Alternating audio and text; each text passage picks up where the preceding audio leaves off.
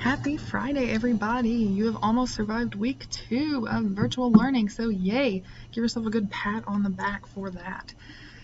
So let's get into it. Today, again, Friday, so the walking boy is your assignment. So first, you are going to view how stereotypes affect us and what we can do. So that is a video. So you'll click on the YouTube link, and it will pull up this video. It's not too long, 8 minutes, and again, how stereotypes affect us and what we can do. Also, I forgot again, but the questions to think about today: what are stereotypes and how do they affect how we see ourselves and how others see us? The video is going to talk a whole lot about stereotypes. How does our need to belong influence our identity? Those in-groups and out-groups, how do those form? Ooh, okay, let me get back. So watch that video, be thinking about those questions of stereotypes, these in-groups, these out-groups. Then you're going to read the Walking Boy, that's this PDF here, and you will complete the Walking Boy connection questions on the Google form. So a preface for the Walking Boy, and you will see it in the note here. We have chosen to include certain racial epithets in this reading in order to honestly communicate the bigoted language of the time. So that's a lot of words you might not understand. So racial epithets, what it's talking about is racial slurs. This text is going to include the N-word, and they give their rationale behind that. They say, we want to honestly communicate the bigoted language of the time. So if you don't know that word bigoted, easy Google search will give you the definition. Utterly intolerant of any creed, belief, or opinion that differs from one's own. So if you are bigoted, that means you are intolerant, and that is not something that any of us should be. We need to be tolerant of all people, and so this text is saying we wanted to be honest about how people were bigoted back then, how people were intolerant, how people were hateful, how people were horribly racist. And so they included those racial slurs. They included the N-word because they wanted to be honest about what Black Americans faced back during this time period, and what Black Americans still face sometimes today. And we recommend teachers review the section. We will talk more about the N-word and about racial slurs before reading the book, because it's gonna show up. But what I want you to know again is that it's included here because the author wanted to be honest and show what Black Americans faced and what they still face, and how people are bigoted and hateful and racist, and they wanted to be honest about that and not sugarcoat it. However, that word has no place in my classroom, no place in any classroom, no place for me or you guys to say. So we will never say that word in here. If I hear you say that word in here, I'm going to be very upset, and we're going to have a conversation about it. If you are virtual learning and you're not in here, obviously I'm not going to see you in person, but just know that that word has no place in this society, and it should never be used in a hateful manner towards anybody. Okay, so let's get into it. So this is excerpted from an essay published on the American Conservative website by writer and humanities professor Alan Jacobs. All I can say in my defense is that I never hurled a stone at him or shouted abuse, but I stood by many a time as others did those things, and I neither walked away nor averted my eyes. I watched it all, gripping a rock in my hand as though I were preparing to use it, so that no one would turn on me with anger or contempt. And I always stood a little behind them so they couldn't see that I wasn't throwing anything. I was smaller and younger than the rest of them, and they were smaller and younger than him. In my memory, he seems almost a full-grown man. I suppose he was 11 or 12. We called him Jeff. I've never doubted that Jeff was indeed his name. As though I write this account, I find myself asking, for the first time, how we could have known. I've never heard of the boys speak to him except in cries of hatred, and I never knew anyone else who knew him. It occurs to me now that if his name was Jeff, there had to have been at least a brief moment of human contact and exchange, perhaps not even involving Jeff. Perhaps one of the boys' mothers talked to Jeff's mother, but we grasp what's available for support or stability. It's bad to call a boy N-word Jeff, but worse still to call him just N-word. A name at least counts for something. Arkadelphia Road is a major artery on the west side of Birmingham, Alabama, becoming Highway 78 for a while before 78 veers off to the northwest and heads for Memphis. But for me, it was simply a liminal space, a mighty boundary.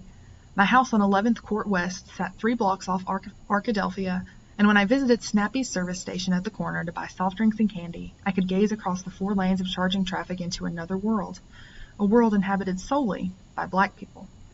Often I passed in an automobile through that world, but my feet had never touched its ground, and I knew no one who lived there. Those dark strangers could sometimes be seen hanging clothes on the clothesline of our neighborhood, or taking the clothes in to iron them, but really, neither side passed to the other. When they came to labor for us, they always left something essential behind, maybe everything essential. I stood sometimes on the hot pavement of the gas station, straddling my bike, and while I drank my Coke, I would look across the blaring 4-lane Gulf. Then I would drain the bottle and ride back towards home.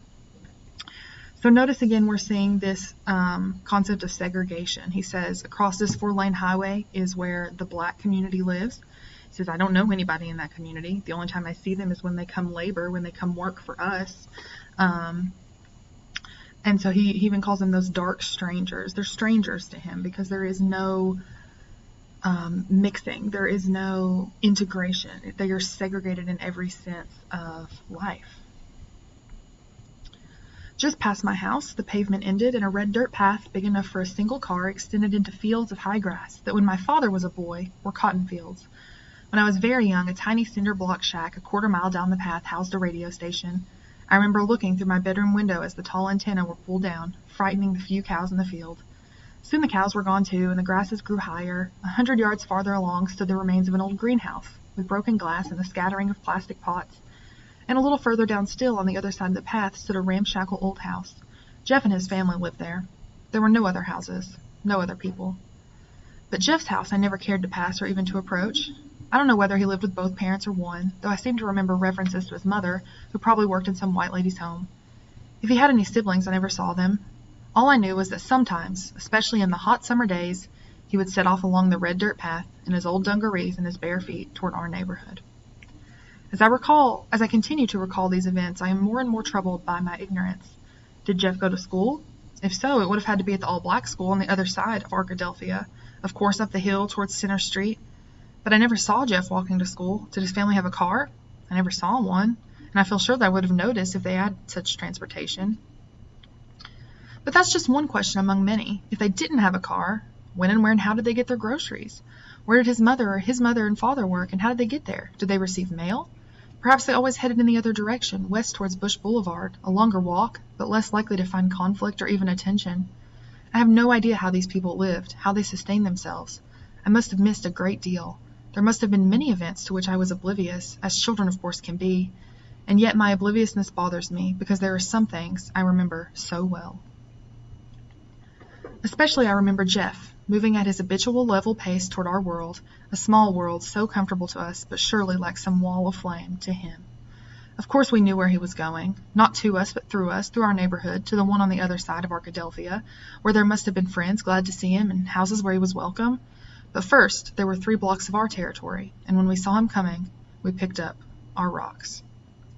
When he caught sight of us, Jeff would stoop and collect a handful of good throwing-size rocks for his own use. In another part of Birmingham at this very time, Martin Luther King's followers were practicing nonviolent resistance to the water cannons and police dogs of Bull Connor. But Jeff was no pacifist, yet he never initiated conflict.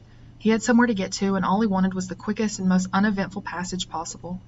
If we threw our rocks, he returned fire, and since he was bigger and stronger than any of us, that was something to be reckoned with. So often my friends inadvertently and unwittingly imitated me by simply holding their missiles in their hands. They contented themselves with curses and mockery. And Jeff then would simply walk on down the middle of the otherwise quiet little street, slowly and steadily. He never ran, and would only vary his even pace when he had to stop to launch a rock or two, though sometimes he had to walk backwards for a while to be sure we didn't start pelting him when his head was turned. So notice what is happening here. Jeff, they said, he's probably 11 or 12. These kids are even a little bit younger than that. And they are throwing rocks. They are cursing. They are mocking him for no reason other than he's black. Our author even tells us he didn't know anything about Jeff. He didn't know if he lived with both parents. He didn't know if he had siblings. He didn't know if they had a car. He didn't know anything about his life. So he had no reason to dislike him other than he was racist. And all of these boys, they're throwing rocks at him because they're racist, because they hate the fact that Jeff is black. And that's what it comes down to. We could have surrounded him, of course, but we were too cowardly for that. Notice how cowardly they really are. We were pretty sure that as long as we huddled in a small group, he wouldn't attack. But if we separated, he might go for one of us. So we gathered like a Greek chorus to curse, and Jeff kept walking. Eventually, his solitary figure grew smaller, and our throats grew tired of launching insults. We dropped our rocks and returned to our children's games. Sometimes I would be playing alone in my yard and would look up to see Jeff walking by. My heart would then buck in my chest, and he never turned his head to acknowledge my presence. At the time, I wondered if he knew that I never threw rocks at him, that I didn't curse him. For if my memory is not appeasing my conscience, I avoided that crime as well. But now I realize that he neither knew nor cared about the individual members of our cruel impromptu assembly. With rocks in our hands, we were just immobile, noisy impediments to his enjoyment of some of the blessings of life, friendship, comfort, safety. But when unarmed and solitary, we posed no threat, and therefore, for Jeff, lacked significant substance. He kept his eyes on that day's small but valued prize and kept on walking. So I want to ask a question to you guys here. Our author here has said a couple times, he says, I never threw rocks at him. I never cursed at him. I never mocked him, but I was a part of this group. Something that I want you to think about is, does that make it better? Does it make it better that he didn't actually throw the rocks? Or is he just as guilty because he was a part of this group, because he never tried to stop them? He just went with the flow, right? He kind of gave into this peer pressure, and even though he didn't technically throw a rock, does that make it better? Does that make him morally superior? Or is he just as guilty? So something to think about there. And then the last paragraph, why didn't I throw rocks at him? Why didn't I curse him? Well, obviously, because I felt sorry for him. But notice this, pay attention to this. But not sorry enough to walk away or to turn my back on the scene. Not nearly sorry enough to stay a friend's hand or demand his silence. I was young and small and timid. I saw one valid option, to stand as a member of the chorus, grasping the rock that was the badge of our common identity. There's no point now in trying to distinguish myself from the others, but I can't help it. So he even says, I felt sorry for him, but not sorry enough to walk away, not sorry enough to stand up to his friends. And so he just didn't do anything. He just held his rock and he went along with it. And so that's something that I want you guys to think about. Think about when you see people being mistreated, whether it's for their race, for their gender, for their sexuality, for whatever reason somebody might be mistreated or bullied. Think about whether or not, let me see how I say this. Think about what that means if you don't do anything. Just because you're not the one saying the mean thing, just because you're not the one doing the mean thing, if you're not sorry enough to stand up to that person or to do something about it, then there is no point in trying to distinguish yourself from the person that is doing the mean thing.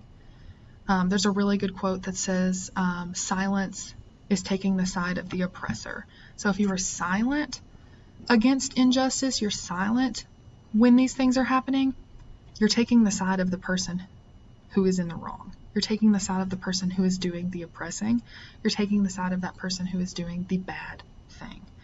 So keep that in mind as you go through your life. So that's the walking boy. And so then connection questions. This recording has been kind of long. I'm probably about to run out of time, so I'm going to go through these real quick. How might our need to belong affect our identities? So we saw the narrator really felt this need to belong in this group. How might that affect your identity? How might our need to belong affect how we treat those who do not belong to the in-group? So those who may be viewed as outsiders. So think about how our author's need to belong affected how we treated Jeff. How might our lack of knowledge and familiarity with other individuals or groups enable negative stereotypes to take root? And how might it lead us to treat others unfairly? So you can think about how he didn't know anything about Jeff. He wasn't knowledgeable or familiar with Jeff or with any Black Americans in the community. So how did that lead to negative stereotypes? How might that lead to mistreating others? And then the last one, how might peer pressure impact our ability and willingness to follow our own consciences? You can see